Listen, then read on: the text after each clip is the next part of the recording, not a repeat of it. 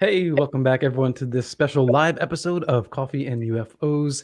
Cheers to you, my enthusiasts of UFOs and coffee. Those of you I know love it as much as I do. And I'm really excited right now because we're seeing serious progress in legislature that we've only kind of talked about. And in fact, Stephen Bassett, who's our guest tonight, had predicted some of this over the past year.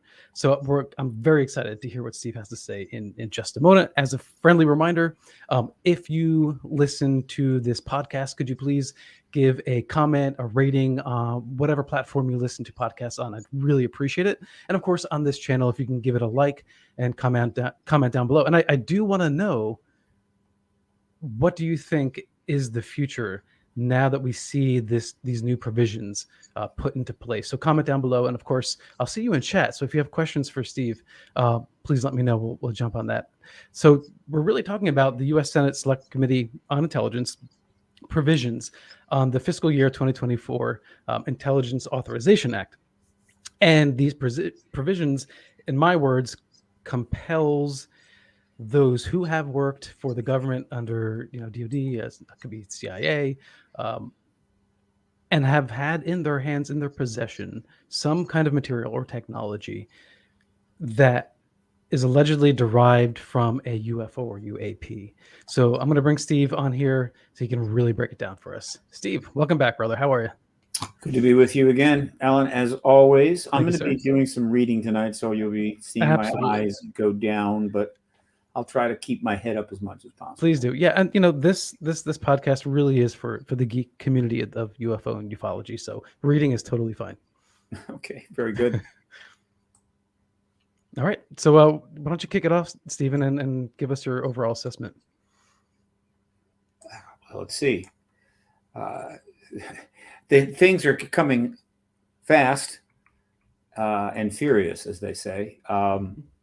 Not unexpected. When an avalanche starts down a mountain, it starts off slow, and as it goes down, it gets faster and faster and bigger. And when it gets to the bottom, it obliterates the ski lodge. There's nothing left. Steve, there was just a thunder roll. I don't know if you heard it on your end. Really? As soon as you said that, we just had a huge thunder. Oh, yes. I'm roaring through. Good timing. Think of the truth embargo as the ski lodge at the bottom of the mountain. Mm. So this marks the fourth year of formal legislation that was originally started 2020 regarding the 21 NDAA. Mm-hmm. And in that case, it was part of an omnibus bill called the COVID bill, and that was put in by Marco Rubio. So that was 20, so you get 21, 22, 23. So this is they're about to do the fourth year, 24, 4 years of legislation.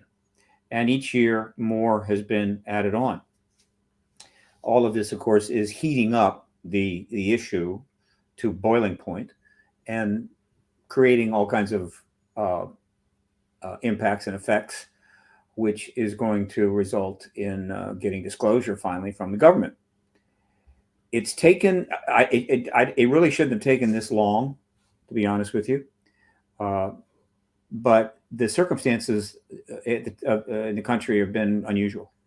So when Rubio puts the initial language, the first language that I'm aware of ever in legislation regarding UAP phenomena, when he puts that in the 2021 and 20, we're into the pandemic, and that continued to rage all through 21 and 22, taking a terrible toll.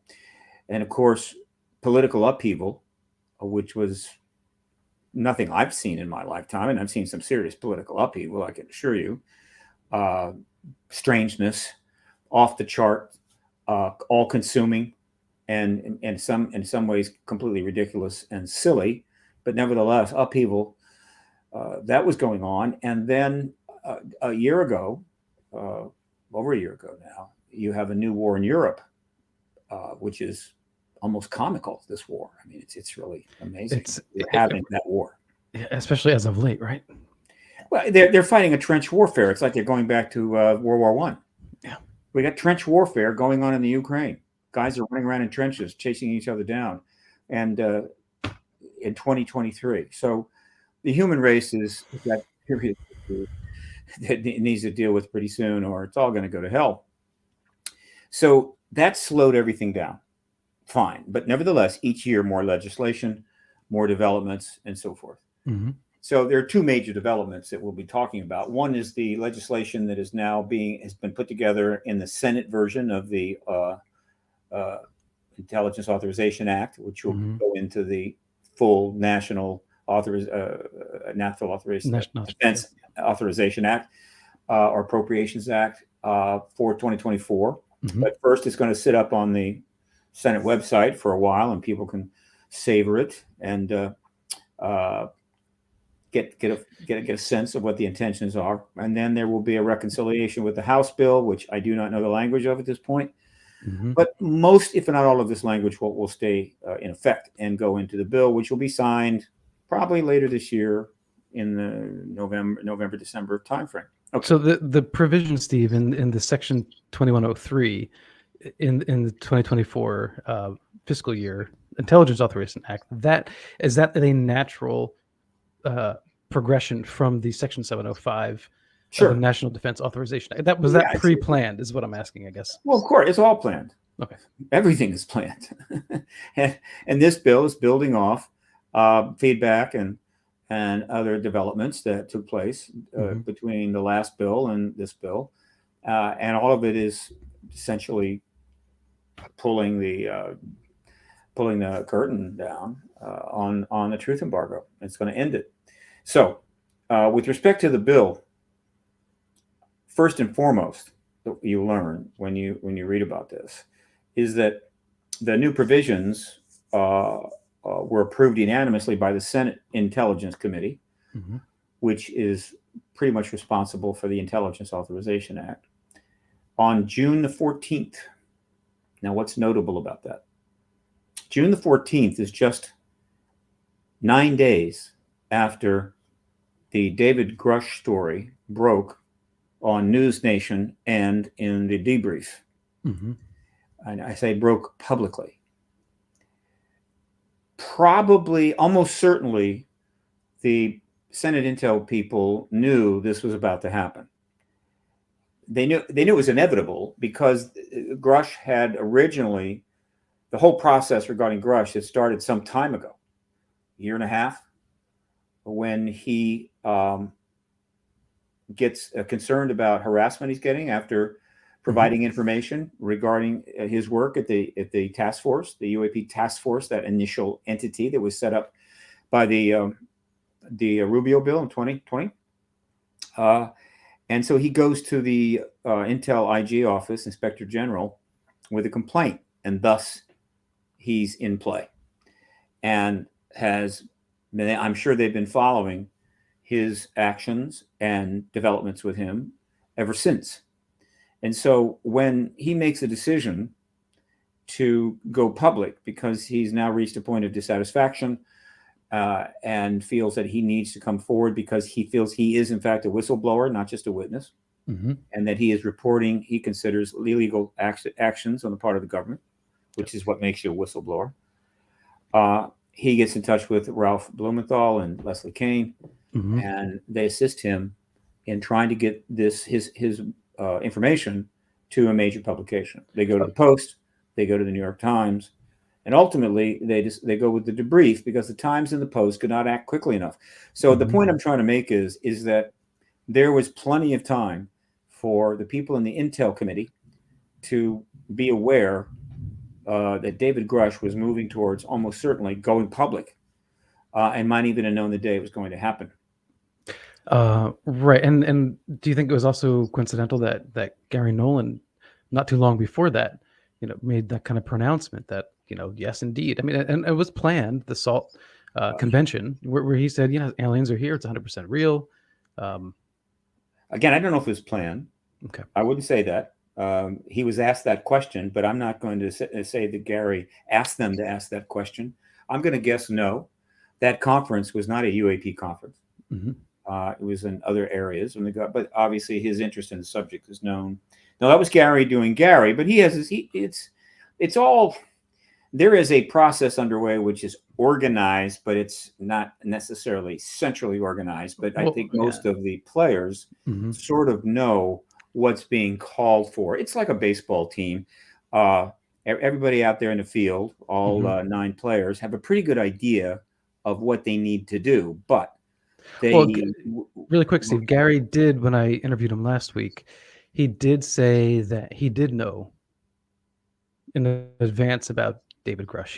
He couldn't say much, but he knew. He knew that was coming out. Yeah. Okay. Right. So he knew that Grusch was coming up. So it's possible that he went out of his way to make that statement. But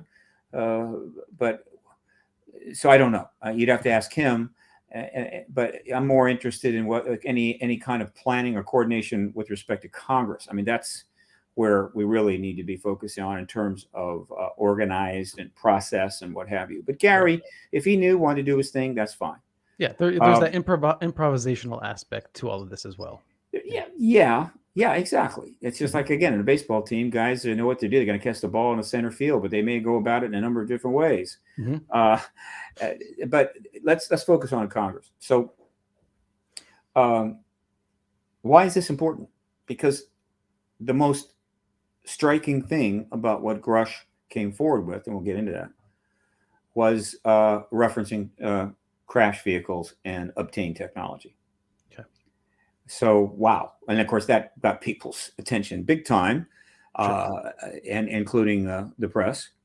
Of course, there are people in the field, including myself and many colleagues and researchers, that have been talking about that and claiming that for almost, 50 years.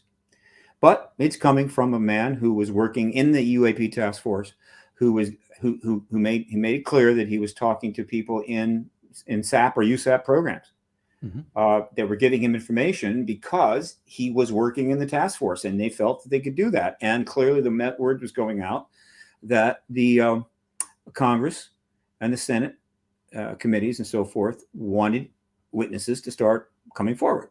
Right? They've been making it easier and easier each year. And so guess what? Some of them are coming forward. Maybe some of them are stepping out of bounds a little bit. Don't know, but they talk with him. And so technology from non-human craft. So then on the 14th, what do we get? We get the language in the new bill, which is approved. And this language goes like this. The bill would require any person currently or formerly under contract with the federal government that has in their possession material or information provided by or derived from the federal government relating to unidentified anomalous phenomena that formerly or currently is protected by any form of special access or restricted access to notify the director of the All-Domain Anomaly Resolution Office, that would be AARO, that would be Kirkpatrick, within 60 days of the enactment of this bill, which would park it somewhere in February, and to provide within 180 days, 6 months, somewhere in July next year, a comprehensive list of all non-Earth origin or exotic unidentified anomalous phenomena material possessed, and to make it available to AARO director for assessment and analysis and inspection, which technically means the Roswell crash vehicle needs to be delivered to AARO in 6 months. The whole thing, Steve. Yeah, the whole enchilada. Well, you know what? Once you start with one piece, that's it, right? I mean, yeah. So that's how profound that could technically be. And so literally, it's hard for me not to suspect that, knowing that Grusch was going to come forward with this information, which he had already been put in play internally, going back at least a year and a half, that they anticipated this and wanted to be in the right situation, right position, and so they come up with this language. So this is huge.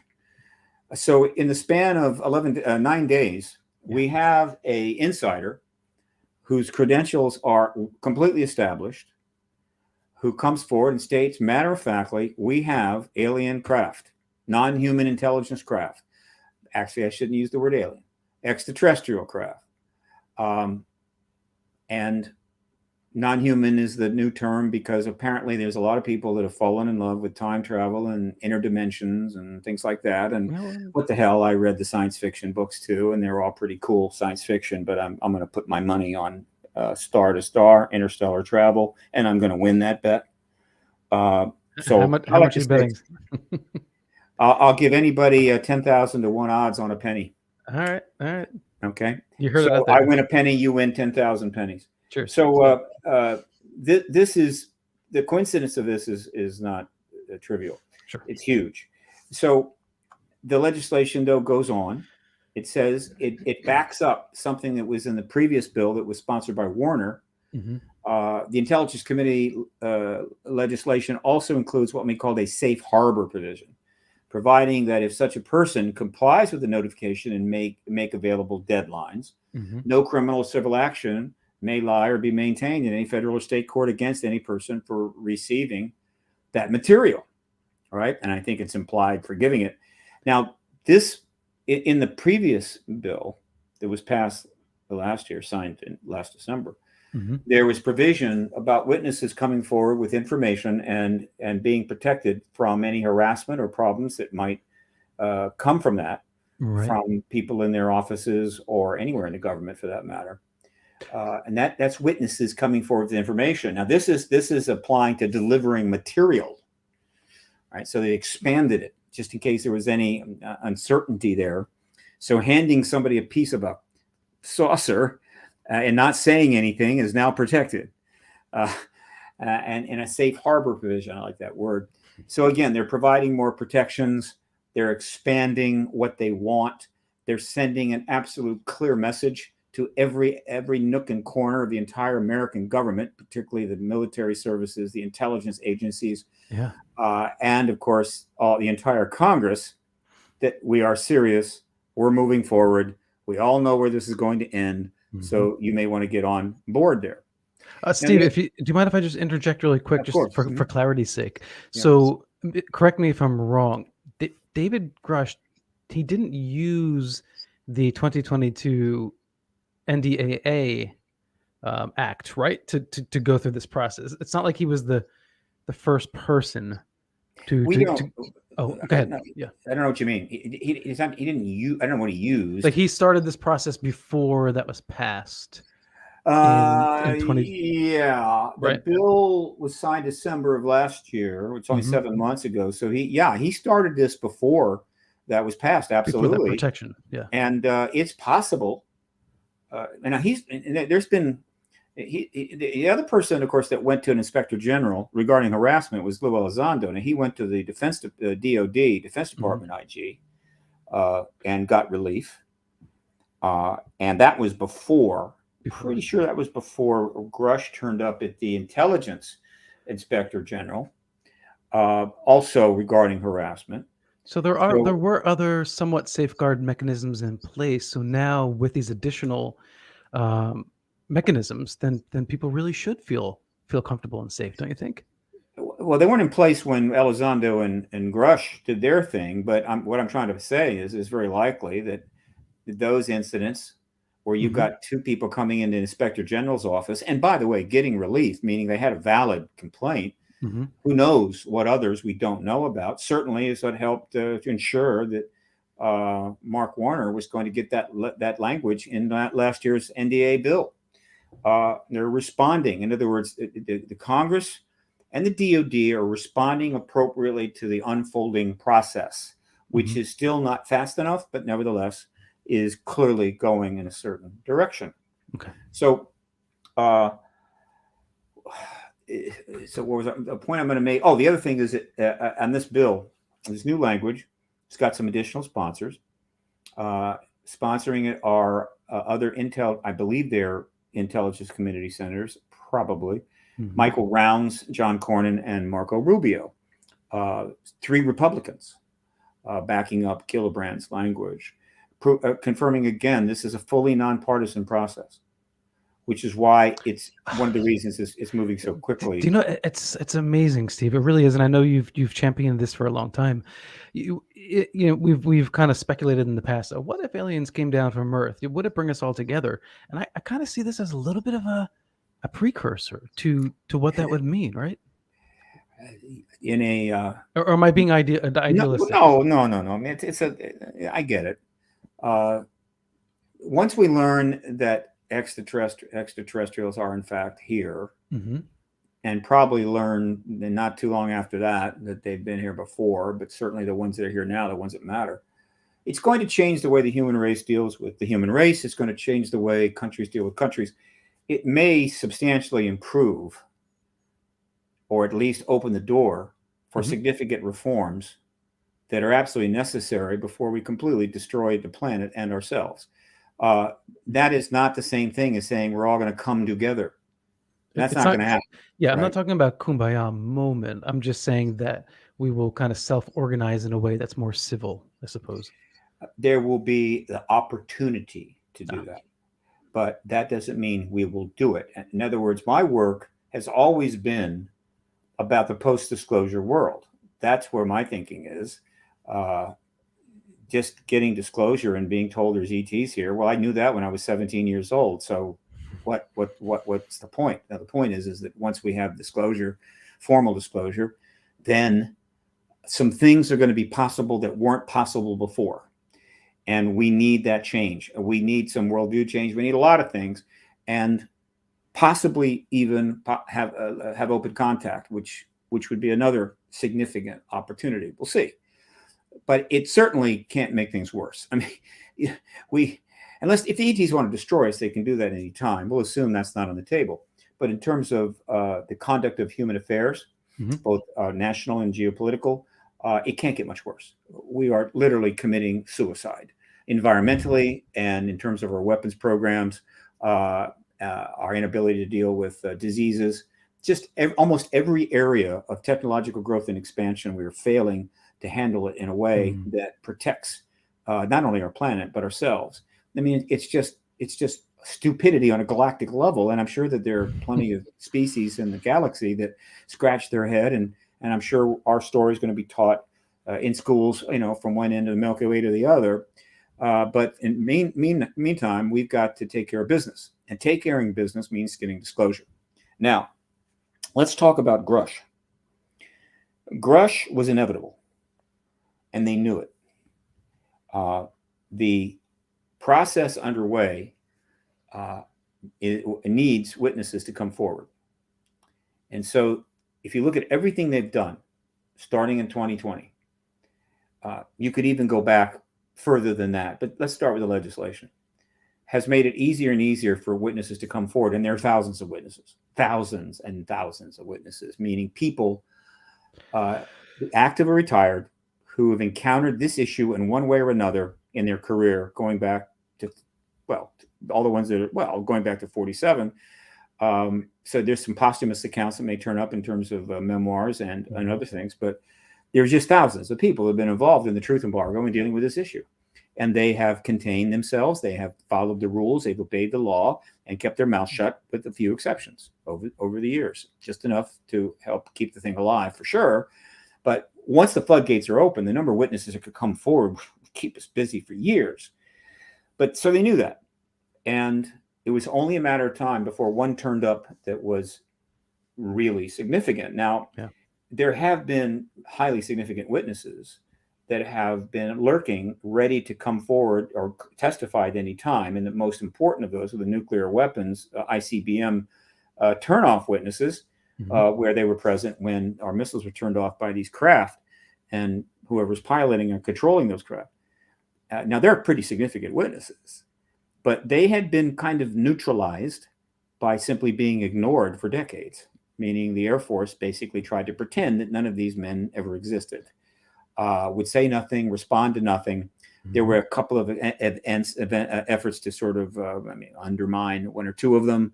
But overall, since they really could not be undermined, they just try to pretend they didn't exist. I mean, this is basically like a kid hiding under a blanket because the boogeyman is in the room, and he figures if he's under the blanket, he can't get harmed. I mean, it's just infantile. In any event, so those witnesses, of course, are going to be testifying too. But that's old news. I mean, this is events that go all the way back in the 60s, 70s. Right. This is Grusch coming forward and saying, recently I was just told by people inside SAP or USAP programs that we have not only technology, but we have bodies of the crew for some of these craft. That was massive. Well, And yeah, so he was reporting for the NGO, the NRO. I mean, this is like, no, his credentials are impeccable. yeah, I mean, there's but no, but he but is he, who he is. Okay. that was his job though for a period, to report to the UAP task force. He was in the UAP task Or force. He okay, was working for it. It was other people's job to report to him and tell him things, which is why he got told things and he didn't like what he heard. And he yeah, realized that he felt the implications of that being withheld. Now, again, there were people, I had colleagues of mine that were making exactly the same assertions 20, 30, 40 years ago. yeah. But again, things evolve and move forward, and you get to places where the information becomes more powerful. So Grusch comes forward, and he was inevitable, and they knew it. So what does that mean? It means that the process was designed to get an outcome, a result, right? And the outcome, and this is something I've repeated and I will repeat over and over again, the outcome being sought here by the creation of the UAP task force, by the creation of the other two entities in between, and the final creation of ARROW, All-domain Anomaly Resolution Office, the legislation by the Senate, the legislation in the House, all of that was designed to get an outcome. And that outcome was not finding out what this phenomena is. No, not at all. It was setting up the scaffolding to be able to get disclosure done, to get this confirmed to the American people. And that is something the people that don't get that are going to go nuts trying to follow this. They're just not going to make any sense.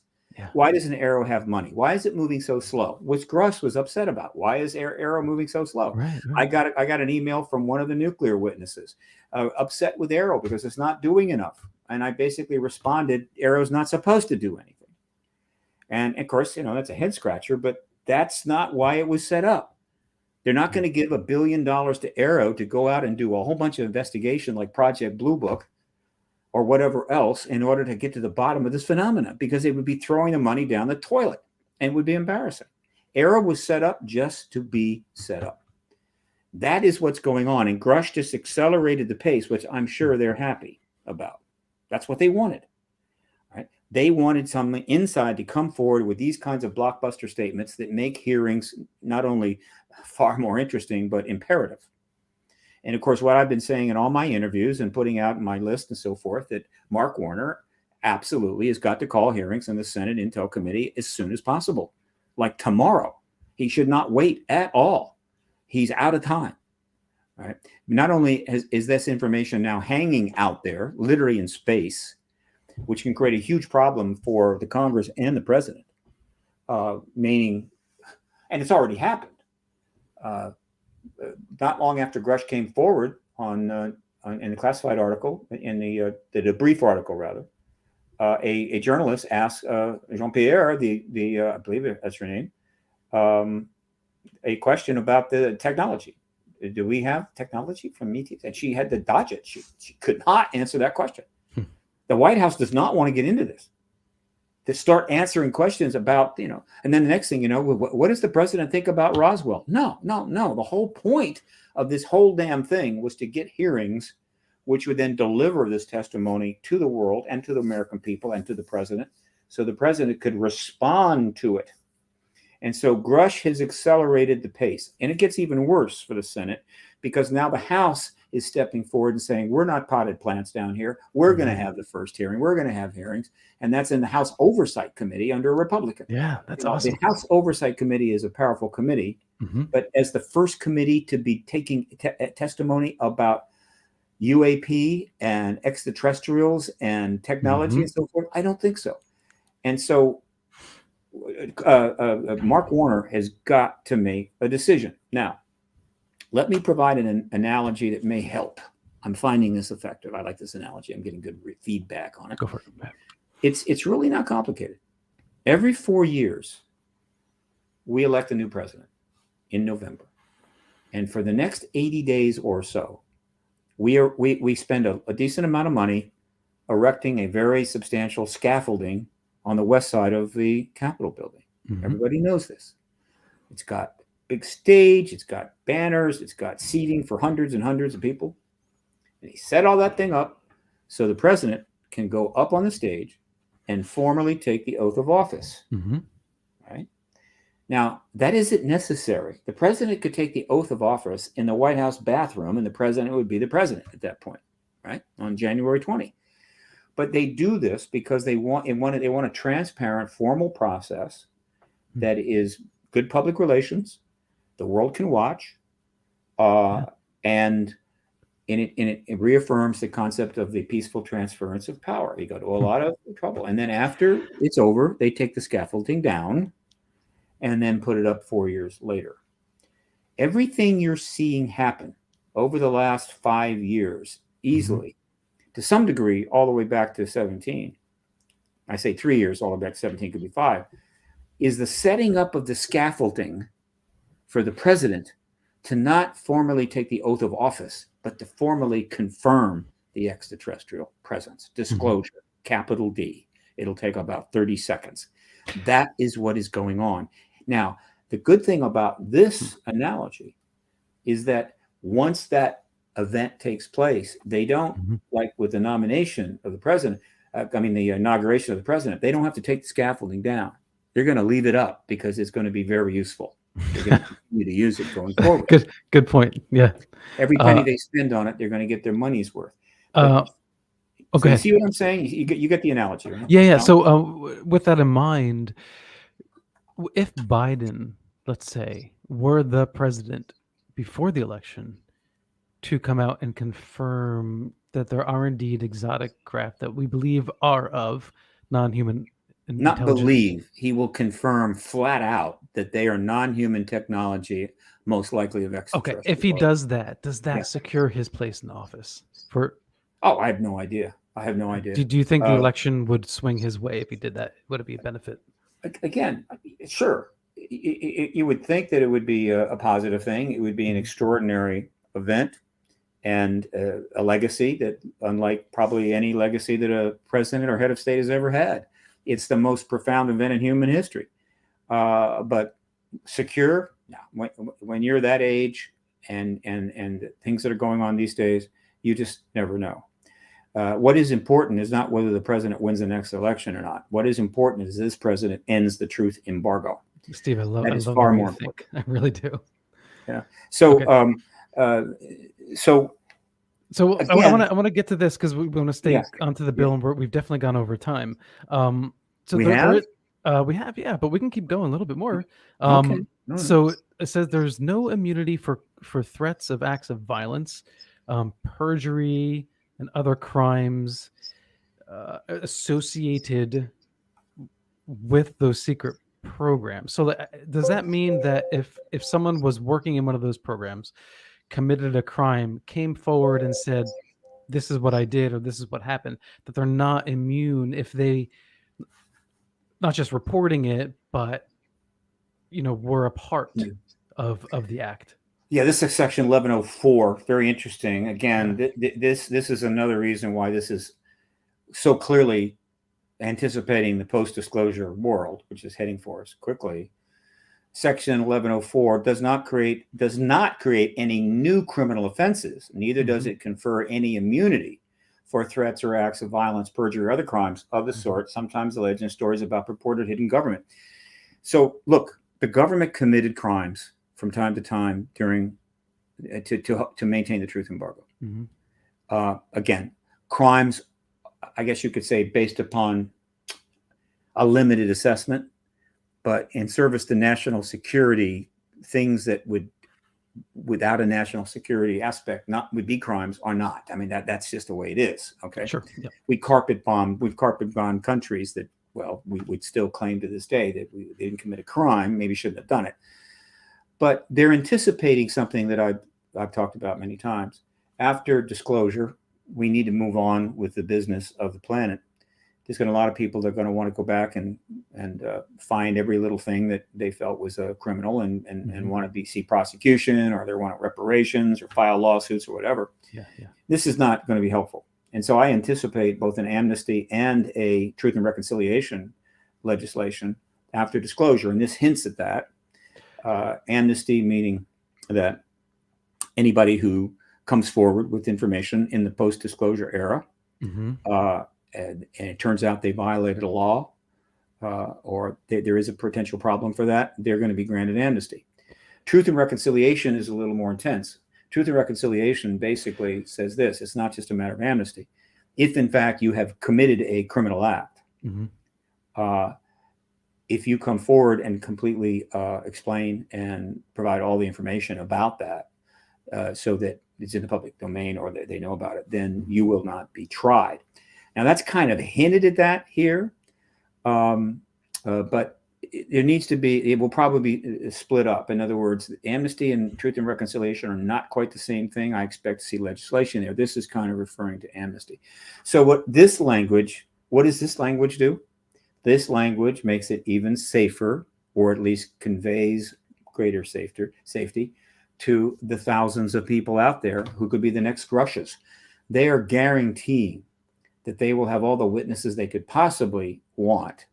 But more importantly, they're guaranteeing that when they have these hearings and the president moves to disclose, any doubts that might linger in the hearts of the skeptics that still remain are going to be washed away by the countless people that are going to come forward with their stories, which will ultimately explain and unravel the entire truth embargo, pretty much, though it may take a while to get to the deepest part of it. So Steve, and that'll happen very quickly. Does that include people like, let's say, Robert Bigelow, NIDS? I mean, organizations that have been associated with the government, maybe doing testing in their labs for the government. If those people have, alleged material, are they compelled to report that? Not this. This is basically saying that they want materials that are held in government hands. In government hands, but it also said people who have, I think, retired, or I forget the phrasing they used, but people who are no longer employed by the government, if they still have those materials in their hand. So yes, but it doesn't necessarily cover people that have no connection to the government, just got something, right? Right. That's the question. Yeah, they're going to be protected too. The message is pretty much fundamentally clear. They have to sort of make it formal and they have to make it structured, but essentially all bets are off here. They're basically saying, let's go. We want the material, we want the witnesses, let's get going, let's get out here. And now it just simply comes down to this: when are they going to pull the trigger on the hearing? Now I say hearing, I'm talking about one hearing that would last about 2 weeks. That's all it'll take, right? To set the entire world on fire in terms of the fact that this issue is done. And that's all it takes for the president to be able to comfortably confirm and respond to the implications of that testimony and end this embargo once and for all, and get in the post-disclosure world. I think about 2 weeks. The idea that you're going to be listening to weeks and months of witnesses over and over again saying things that any reasonable person will conclude immediately, oh yeah, that's extraterrestrial, and just hammer away at it. No, that's nuts. Well, Steve, we've been doing that for years, and then eating it up, right? I mean, so I think there would be an appetite. I do think that once the dam is broken, as Lisa Bowden in chat says, then I think a lot more people would be willing. Like, just bring them on, because I think that there's going to be this sort of like void that people are going to need filled, because they're going to be so confused as to what has happened over the past 60, 70 years. Well, you misunderstood me. I'm sorry. There will be people coming forward in the post-disclosure world ad infinitum. I mean, it'll go on and on and on. And there will be hearings upon hearings upon hearings, and God knows. I'm talking about in the lead up to disclosure. How many witnesses have to testify like Grusch before the president can go, well, look, it's clear that this is non-human human presence. True. It's not many. It's about 2 weeks worth. That's all. And to draw it out when the world is probably already concluded on day 4, right? Of course, but by the way, a significant portion of the entire world's population already is convinced there's ETs here. I mean, so again, you want to get this over and done fairly quickly, but you want enough testimony to make it pretty straightforward for the president to step forward and confirm this and not look silly, right? In other words, the president will have the luxury of being able to say, I just became convinced as you have simultaneously with you. Now, that's the way it's going to play out. Now, after that, it gets a little tricky. All right. It's going to get tricky and sticky. And I just let people know, expect it. And let people, and I invite people to be generous about this. So the president may go in front of the people in the East Room 2 weeks after the hearings are underway and confirm that he and his top advisors are convinced now that there is an extraterrestrial presence. And then in the follow-up, in the days and weeks and months following disclosure, at some point the president may sort of let it be known that, no, he was already convinced. He didn't need to see those hearings. He already knew, might have known 30 years ago. The United States government has known about the ET presence since at least 47, and certain elements of our government may have known, depending upon if they got information out of Italy, if that crash that Grusch is talking about, and I think 1932 in Italy, it might have gotten back to us and we'd have known it then, but not sure, because apparently, according to Grusch, they just put that thing aside while they dealt with the pending war that was coming. Yeah. But let's just say that no later than 47.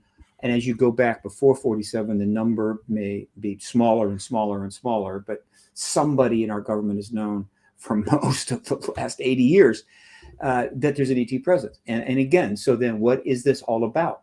This is all about ending the truth embargo. It has nothing to do with trying to figure out what this phenomenon is. Now, does that mean they don't want to know more about it?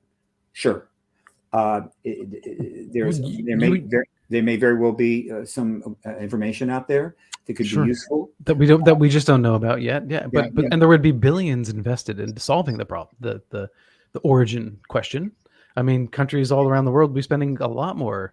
Private organizations, I think, would be spending money investigating. I mean, like, Galileo, I think would just be the Galileo project would just be the tip of the iceberg. Well, the Galileo project to me it's a non sequitur. I mean, I don't know what they're doing. It's it's pretty cool on that. But the point is that what we don't want to do is be spending billions of dollars trying to invent a wheel the government already invented.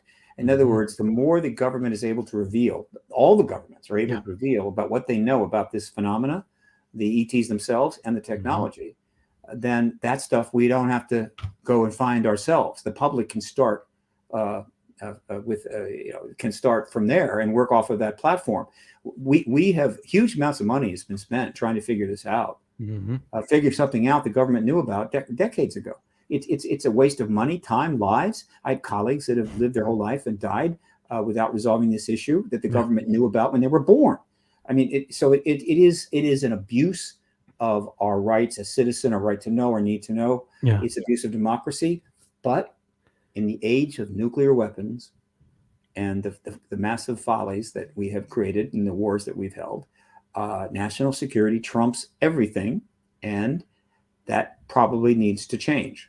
But it certainly has trumped this issue, and now that's going to end.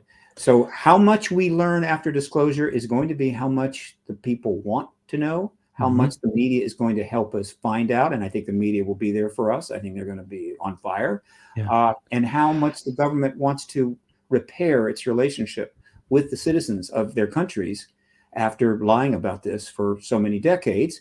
And as far as I'm concerned, the more truth they tell, the more repair they'll get. So it's going to be an extremely exciting time. But again, let me be clear. Based upon the circumstances that are present in the Congress, based upon the coming election, which is going to start not too long from now, and it's going to be a friggin' fiasco, and based upon the recent developments regarding Grusch, Mark Warner has got to call a hearing. He has got to call those witnesses. He can't do it too soon. Get them in front of the Senate Intel Committee. They've already been interviewed. Start asking them the appropriate questions and let them tell their stories. And let's get this truth embargo over once and for all. You know what, Steve? Honestly, a week ago, I was still much more doubtful than I am today. I was still just thinking in my head, within maybe 10 years, I know that's not where you were. As of a couple of days ago, I'm thinking 5 years, less than 5 years, and that's, and I've always been very skeptical about this because, and I know you're thinking like 6 months to a year, but for me that like, you know how it is. It's over decade after decade after decade. Like you said, so many good people who sacrificed their lives, their work lives, money, their savings, their time to investigate this, and then they came and went. Good people, and they passed away, and they never got to see this. So you start getting a little bit, you know, um, cynical, I guess, to a degree. Sure, that's true. Well, the civil rights movement started around 1875, really got underway. Mm-hmm. So there was the abolitionist movement prior to that, but I call it the civil rights movement because technically the people of color were free, and therefore they had certain rights, but they weren't getting them. And so that movement starts in 1875. It Mm-hmm. doesn't really get a fundamental, what we'll call change, and they get the civil rights of 64. What's that? That's 90, almost 90 years. Yeah, yeah. I'm sure that in the last years, the last couple of years of the civil rights movement, even the last months, there was no certainty that that act would get passed. Now, Johnson had to do some serious buttonholing and ear pulling to get that bill passed. And then there it was. It was done. Yeah. Boom. Just like that. Well, that's what's happening here. I don't care how long it's taken. Yeah. And it's taken a long time. This truth embargo is cooked. Right? It's fully baked. Mm-hmm. It needs to be taken out of the oven. And those that do this, Warner, Gillibrand, and the other senators that are signing on to this, as well as the letter that was sent out recently by Rubio's office, and the people in the House that are stepping into this, they are going to achieve an extraordinary political legacy in history. Yeah, absolutely. And I'm proud at this point, especially, that Kirsten Gillibrand is my senator. And in fact, I sent a letter earlier today thanking her for the efforts here. I want to ask you about this. In the provision, it says, quote, formally, so no more funding of secret programs without, quote, formally, officially, explicitly, and specifically described, explained, and justified to the appropriate committees of Congress, congressional leadership, and the director of AARO, which is Sean Kirkpatrick. That's whoa. Can they actually make that work? Because isn't that the whole point of secret access program? Is that no one knows? Look, that statement alone is like incredibly significant. It's pointing the arrow is what it's doing. The people that are running the USAPS program, if they wanted to, could basically just tell them to go to hell. Yeah. Right. In other words, try to enforce it. You don't even know I exist. You don't even know where we are. We're like 50 floors down underneath a spot in the desert in the West somewhere. But that's not how they're going to take it. Mm-hmm. They're basically saying this is over. When you start addressing the funding of these programs, you are now cutting to the heart of this. You're basically letting them know that the massive funding of unacknowledged special access programs, the vast use of black money with respect to at least this area, and there's plenty of other areas where black money is being used and abused, but in this area for sure, that's coming to an end. So it's basically an announcement. There's three things in this act that are extraordinary, and they're so extraordinary that I think that convinces me that they're about to take action. Mm-hmm. So when they make statements like, within 2 months of the signing of the bill, we want a report regarding anything you have in your files or whatever, and then 6 months, that's scaffolding. Does that mean, okay, we'll wait 6 months after the bill is signed, and then we'll relook at this, look back at this in July or August of next year? No, not at all. That's scaffolding. That's what you do. You can't say we want it next week because we're going to have hearings. You just put the scaffolding up there, sending the message. But no, they're not going to wait for that to play out. But they're putting that in there. I get it. They're providing the structure. They're letting people know they're serious without overplaying their hand. But they now have an extremely simple closing move, right? This chess game is essentially about to checkmate the embargo. It's a simple move. All you have to do is bring the witnesses in front of the Intel committee, and it's over. That's it. I know who those witnesses are, and I assure you, when they testify, Mm-hmm. I don't know who's going to be watching the first day, but by the third or fourth day, the number of people watching that hearing is going to be in the hundreds and hundreds of millions of people. You know, I'm not surprised if that's the number, hundreds of millions. It should be bigger than the Super Bowl, I hope. Could be a billion. I mean, there's Going back nothing to to stop my it. It's just a matter of how many national networks are willing to stick a camera in there, and I think, or at least take a feed. And we know how big it can be because we've had hearings of enormous interest in the past. But this should surpass them all. Yeah. Unless I'm mistaken, I could be wrong, but I'm thinking, yeah, you're going to want to watch these hearings. And so the entire world, Stephen, will definitely be watching these hearings. right. Every country is not limited to the United States.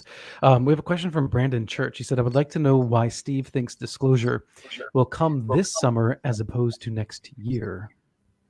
Well, first of all, this thing has got to be done before the election starts, or it's just going to put every candidate running for office in a terrible position.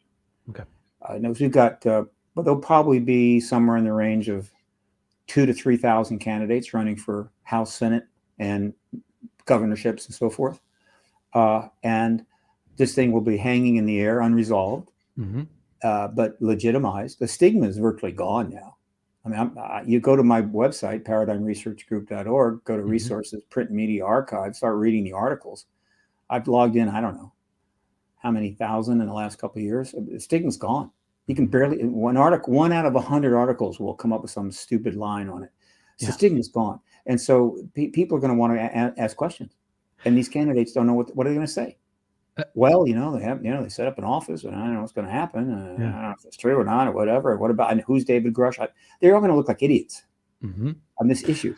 And so by getting it done this summer, every one of those candidates will be able to read the legislation, read a few books, read Richard Dolan, right, and be able to talk intelligently to the most profound issue in human history and in a nonpartisan issue, so they can answer these questions without having to get into stupid politics and stupid posturing and the other stuff that they have to do now to get elected, and almost sound sane and intelligent. It will be wonderful. Everybody wins. That's what happens if you disclose it right away. If you don't, everybody's going to look even more stupid than they already look, and that's pretty damn stupid. So that's one reason. The second reason is Grusch coming forward has really lit this thing on fire. Yeah. And it's going to create problems for the president, the White House. The president is going to be the one that's going to start having to field a bunch of questions about this that he can't answer without, in other words, we don't want a situation where the disclosure comes because the president is put in a corner while being questioned by some journalists while they walk into the helicopter and ends up saying, yeah, I gotta get out of here, but yeah, there's ETs here. I'll get back to you next week. No, we don't want that. They're going to a lot of trouble to do this the right way, but now they've got to get it done. I have a question from Lisa Bowden, and it is, can you ask Steve his opinion on whether, quote, they are malevolent or not? I think you kind of touched on this earlier, but if you want to answer that. Grusch indicated that he's been very, not too specific, but that there have been deaths. The word murder is used. Okay. There have been deaths. We've known that.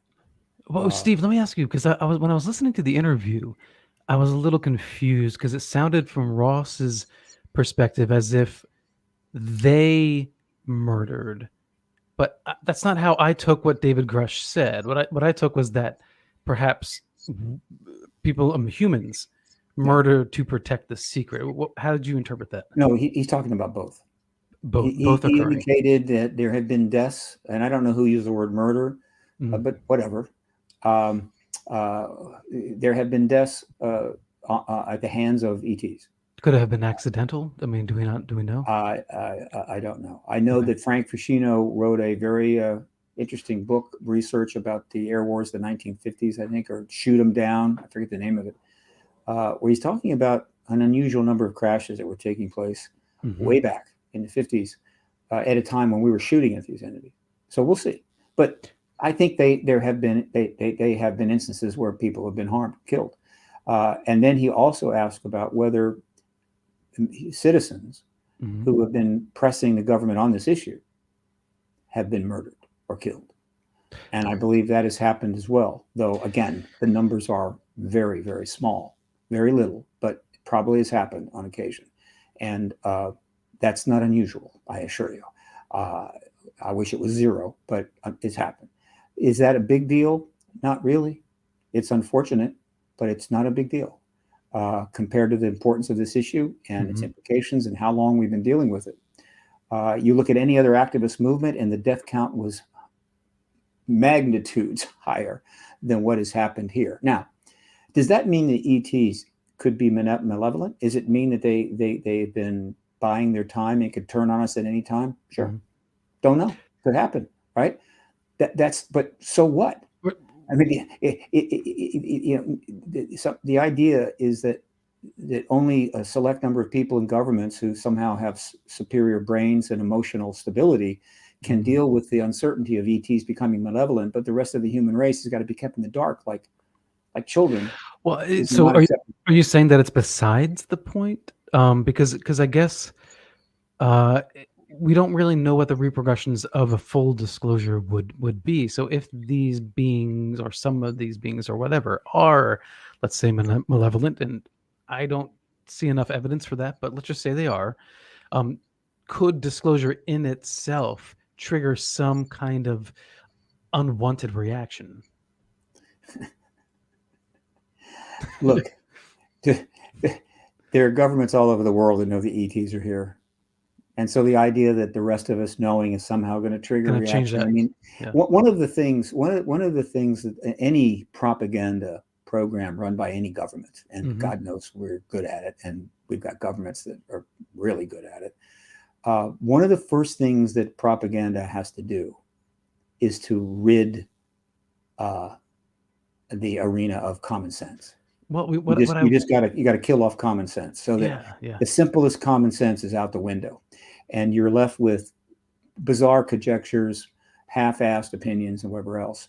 Right, but that's kind of my point, is that because we don't know, there's no way we could possibly know what's in the mind of an ET, sentient ET being, or whether it's like, there's just no way.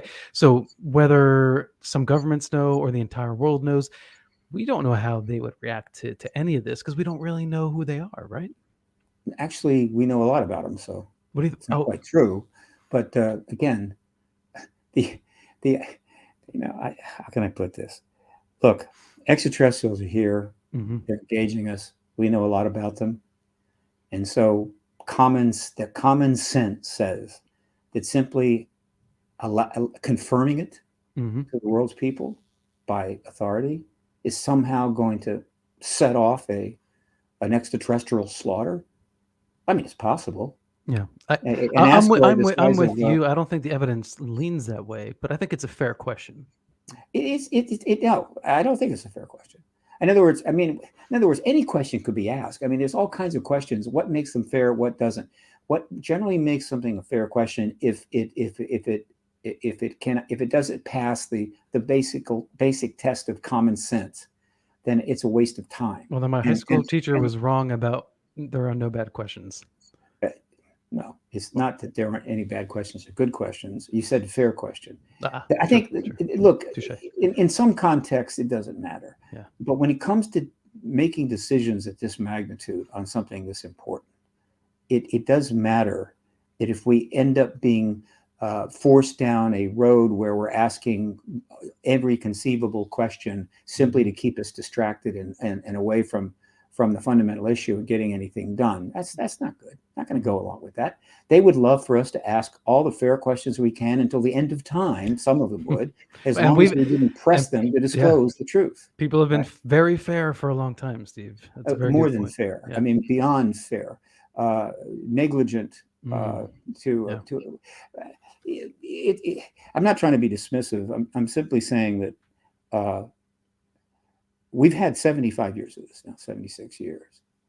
And I think we just have to accept that it's time for it to end and stop looking for reasons for it not to end. Because that is almost, everybody in this living today that's under the age of 77 has lived every single day of their life in the truth embargo that starts with Roswell. And so they're conditioned virtually to, like, don't go there, don't believe your lying eyes, don't ask a hard question, accept all kinds of alternative explanation. We're literally conditioned. We've been living under that mandate for our entire life. There's other mandates we've been living under too that we've had to come to accept, and that is tough. And that's how civilizations collapse, right? If you lose the ability to make decisions collectively in the interest of the collective, if you lose the ability to execute simple common sense, if you are put in a position where you can't act or refuse to act because of government suppression or propaganda, societies collapse. And our society is showing a lot of signs of that. In case you weren't wondering, other countries are also showing signs of that, and we've got to fix that. And so it's time to get serious. Life is not easy. Life is not safe. The universe is dangerous as hell. And so the idea that if we can hide under our blanket and not say the word extraterrestrial, lest that they all come and get us, is just simply fantasy. It doesn't represent what it is to be alive and to be human. They can take us out anytime they want. Right. And so consequently, I put that aside and say, look, we all need to know the truth of this, and then we'll see what happens. And hopefully they won't do that. I'm with you. Hopefully they won't do that. I suspect they won't. Question: do you think the Super Bowl UAP incident and subsequent hearing was an intentional dry run for an eventual disclosure? That's from Alien Love. What's the Super Bowl connection there? I believe there was a sighting. Hey, look. Just yeah, like sure. Kind of, getting mass eyes saying, "Oh, what's that?" Show up over the Super Bowl. Hey, look, the ETs do what they do. Maybe one day we'll get to ask them, what were all the little tricks you played? What was your game plan? Have you got a file you can send us? I know they put crop circles down in England all the time. We put some down too. We're pretty good at it, but they put down theirs. So I think that's a message. Pretty nice message, actually. It doesn't seem to be too threatening. Turning off our nuclear weapons, it's a message. Is it threatening? They could have blown them up. They could have melted them into a puddle of metal. They didn't. And so again, common sense, which again, authority does not like common sense. I assure you, there's not an ounce of common sense right now in the entire friggin' Kremlin. Well, I just want to say to everyone in the chat, your questions, I appreciate them. I do consider them valid. And I have this one from Dan. Yes.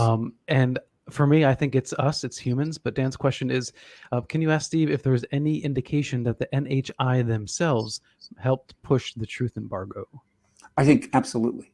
I think if you look at their collective action, what we know about them going back, in this key period, back to Roswell, there's just all kinds of hints and clues that they're quite happy with this thing advancing at a pace. Exactly what pace they want or they're willing to tolerate, I can't be sure, but certainly advancing. There's so many little things. They have the ability to come back and get those bodies. In Roswell, they didn't. When they mutilate, not mutilate, but when they harvest blood or tissues from a cow, they could drop the cow in the Pacific Ocean and just be gone. Instead, they drop the cow or leave the cow right there, and the rancher comes out and there's my cow. And that's created quite a bit of attention. Crop circles, obviously, are attention getting. They have the ability to cloak themselves. So why don't they always cloak themselves? Now, and then, of course, there's the incidents where they land, and there's been more than a few of these. The two best known are Westfall and Rua Aerial School. They land near a playground and they get out and put telepathic messages into the heads of children, minds of children, about the potential dire threats that we pose to ourselves and the potential destruction that's coming up. These kids are now in their 50s, 40s, 50s, 60s, and probably are change their worldview. These are not the actions of entities that really would rather we never knew that they were here. Question from anonymous retired Marine. Have we, DOD, put the UAP technology from downed aircraft into our armed forces, specifically Air Force or Navy craft? I have no doubt that there are those who would like to.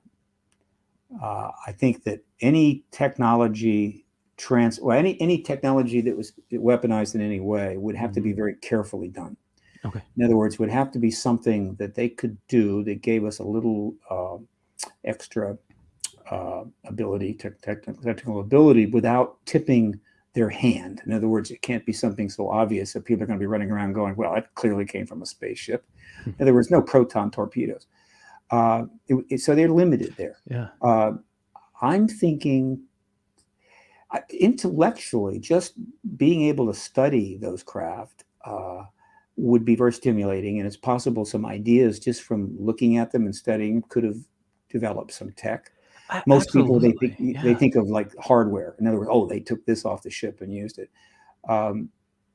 But, you know, when you look at the technology being used for warfare, it seems to be pretty much consistent around the world. We're always a little ahead of everybody else, but not that far. Yeah. We're doing antimatter research. We're trying to weaponize antimatter, believe it or not. And that's never talked about, but we learned about it back in the year 2000. God knows where that's going, but that didn't need ETs to show up for us to try to weaponize antimatter, which would have to be one of the dumbest things any animal could do. I mean, it's just insane, but I think we're actually trying to do that. Right. And that brings us always back to that idea that maybe ETs haven't rushed disclosure because of our behavior and, you know, what we would do with technology. But then again, it's like, okay, if we already have that technology in hand, you know, it's kind of that 2001 Space Odyssey monolith analogy. I mean, you have now, you know, you hear this analogy that, okay, let's say we go back in time 500 years, you hand someone a cell phone, they go, I don't know what to do with this. I think that's only relatively true today, because we have science now, we have technology, you know. So if we do recover some craft, even if it may take us a long time, I think it's just like when you surround yourself with smarter people, it helps make you smarter. When scientists are exposed to this technology, I think that it's like, I forget the guy who ran the mile under 4 minutes for the first time. Once it happened, a bunch of people did it right away. Right. So that same idea with scientists suddenly given exotic materials, boom, suddenly, you know, ideas that had never occurred might, you know, crop up. So, but since you brought up technology, there is one very significant bracketing matter here with respect to timing that I think would be likely fundamental to them. And that is this, that we are not a threat to them now, not at all. I mean, if we shoot them down, I guess we're a threat. But I mean, in terms of a threat to them as a civilization, there's no existential, right? Yeah. The moment we figure out interstellar travel, and thus have the ability to load up some nice atomic bombs on some fine interstellar craft or proton torpedoes or whatever the hell else, you know, the stuff that we like to put in our space westerns, and head on out in the galaxy, we become a threat to them. Yeah. And so I happen to believe that the timing, one of the key timing factors for them is our progression towards interstellar travel. And we're headed there. We're moving there pretty fast. We could easily be just a few decades away from building a craft that can go from one star to another. That makes us a threat. And therefore, if you're going to, how would you say, get into a relationship with that particular civilization, if you're going to effectuate a process where they come to acknowledge you, unlike thousands of years ago, where you just show up and land and everybody would worship you immediately as gods, no big deal. But that's not now. They're not gods. We're not going to worship them as gods. And we're pretty advanced civilization. No, you can't do that. And so I think that may be a major timing issue. And one of the reasons this is going to come to a head pretty soon, because they're not going to let us bring atomic weapons on interstellar craft into space and play Star Wars. Not going to happen. And so someone's going to have to give, meaning there has to be an understanding, but that requires some sort of recognition of their existence and possibly even open contact, which I think is coming. And so weapons and weaponization of tech may ultimately be a very critical factor in the process underway, the disclosure process underway. They have been moving it forward, but clearly it wasn't necessary to have it happen as of now, right? But the closer we get to solving the interstellar problem, the more essential it becomes. So that timing may be a factor there, and that is a technology-based matter. I would imagine that they are so far ahead. So even if we could go into space with interstellar spaceships with protons and phasers, I would imagine that they're still even leap years ahead of that. That's not well. That's not the point. Right? I mean, Yeah, well, no, they'll otherwise still be you able to would want to destroy it. quarantine us in some way, But right? space, well, that's what I'm saying. I'm saying the Yeah. space is very big. It's pretty big. And so you get some interstellar craft out there.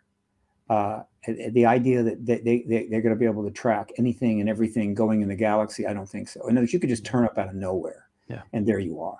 Yeah. In other words, if we get interstellar craft, we're going to fly to Alpha Centauri, and we're going to check out the planets there in the Centauri complex, and there may even be life on them. And if there is, we're going to probably sample some of that life, right? But we'll probably bring some of our nukes just in case. You never know what'll happen. And that, if I'm an interstellar species, there is no way I'm going to let that happen. Let's turn it around. We finally build interstellar craft. We figure out the relativity problem, the workaround, and so off we go. And we go to Alpha Centauri. We go to one of those planets, and we see a fully advanced civilization where we are. It's already built nuclear weapons and dropped some of them, and it's headed towards interstellar capability. Are we going to just turn around and go home and say, well, gee, I hope they don't come our way? I don't think so. That would be really stupid. Yeah. Right. And so you're going to have to deal with that. We would have to deal with that, whether we're 100 years ahead of them or 10,000 years ahead of them. Unless these ETs have the ability to see anything coming from any direction in the entire vastness of the galaxy so that no one could just kind of turn up. Plus, we might not be able to sneak up on one of their advanced civilizations because they have the ability to see things coming. But what about other civilizations that are not nearly as advanced, maybe less than us? And we turn up and we go, "Oh, wow, they don't have weapons like ours. Let's take them over." I don't know. I'm simply saying that I don't know. There's a point, there's a line, I think, in the galactic politics that we don't cross, and we're getting close to that line. And that's something we're going to have to learn to navigate. This just in from Jan Moravec. She says, Senator Marco Rubio confirms that whistleblowers with firsthand knowledge of UFO crash retrieval programs have come forward to Congress from News Nation. Yeah. Again, if Grusch can come forward, the number of other Grusches. In other words, if he is a pretty substantial witness, I mean, there are a lot of witnesses out there that are not quite that as exotic, but still pretty powerful. They now have been basically said you can come forward, so they're going to be up to their eyeballs and witnesses here pretty soon, and so they just need to hold the hearings. And Rubio, by saying that, right, is putting out the message. We're going to do this. He's just letting people know that we're going to do this, and getting on the record. And again, Gillibrand, Warner, Rubio, the entire Senate Intel, which is 50-50 Democrats and Republicans. It's a nonpartisan matter. They have the ability right now to start setting the stage for us to start becoming less partisan and moving forward in a functional way by using this issue and how they're going to deal with it responsibly, intelligently, in a non-political way. They're going to show us the way, and maybe it will change behavior. But this is the committee to do it. These are the people that can do it. They've set it all up, and so they just need to go forward. Steve, and we'll all benefit. If you want to wrap it up with any thoughts before we sign off. Look, I've been doing this a lot. Look, very quickly, I'm going to be speaking at a major conference in November at the Luxor Hotel, November 10 to 12. It's going to be huge. The Contact in the Desert conference, which just closed, I was involved in. I think there's about 500 rooms in that hotel, 550. The Luxor, they're booking, I think, 2,000 rooms. So quite a few UAP speakers are going to be there, and disclosure is going to be a major topic. It may actually be taking place in the post-disclosure world, so sign up now because it'll book up pretty quickly. And then I'm going to be in Mexico City, December 1 to 3, for the World Ufology Congress, which, my Lord, I can't imagine how many people are going to be at that. In the meantime, if you're on Twitter, send a message do at Gillibrand, at whatever their handle Yes, is, at I agree. Rubio, at whatever. Or if they have DM, send them a message Mhm. on Twitter saying, "Hey, I love. Well, let's have the hearings.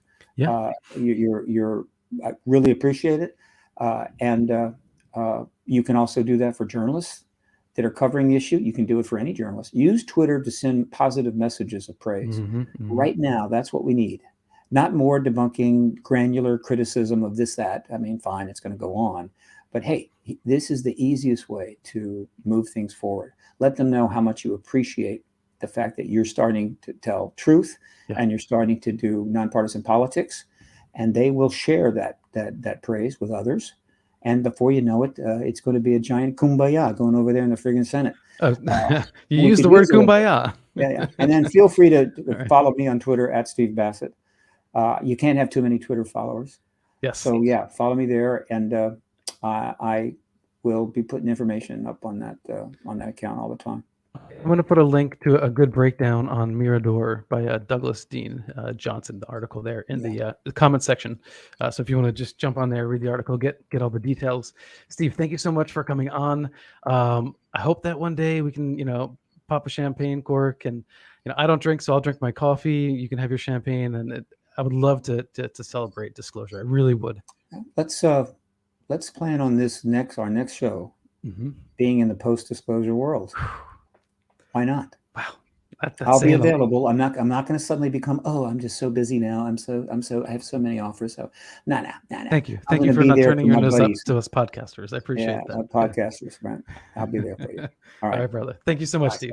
Bye-bye. Okay. And thank you, everybody, for joining us for this really unexpected live Coffee and UFOs stream. If you like this podcast and this channel, please subscribe, like, comment down below, rate. And what do you think? Is this it? Is this the tipping point? I mean, are people really going to hand in materials? And do you think there'll be that many whistleblowers coming forward? Thank you again, all, and peace and love, and have a good night.